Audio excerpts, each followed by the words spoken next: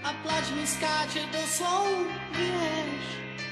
Keď zas a znova premietam si, ako by si prichytená v trhlinách vysokých brál.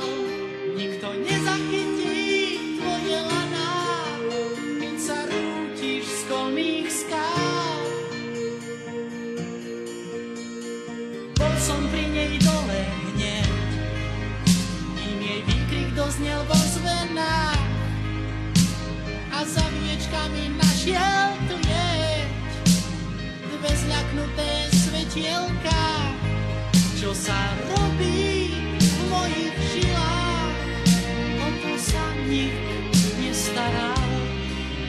Nikto nezachytí tvoje laná, keď sa rútiš z kolmých skál. Spíš, Kristýnka, snáď len spíš, neverím, poď a vstaň. Ten pád bol možno len klaun.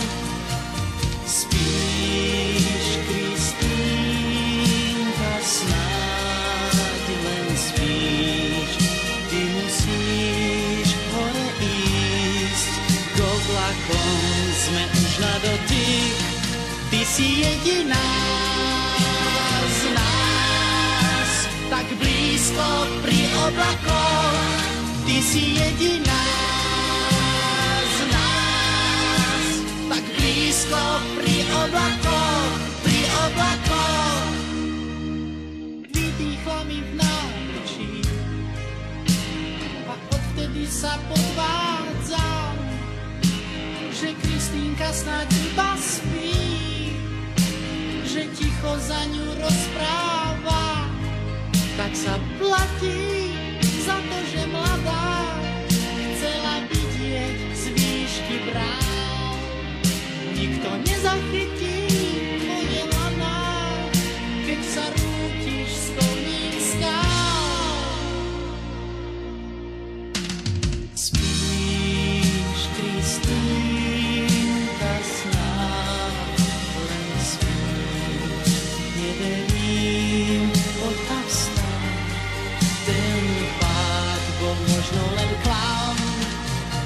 Spíš, Kristýnka, snáď len spíš, ty musíš hore ísť k oblakom, sme už na dotyk, ty si jediná z nás, tak blízko pri oblakoch, ty si jediná z nás, tak blízko pri oblakoch, pri oblakoch.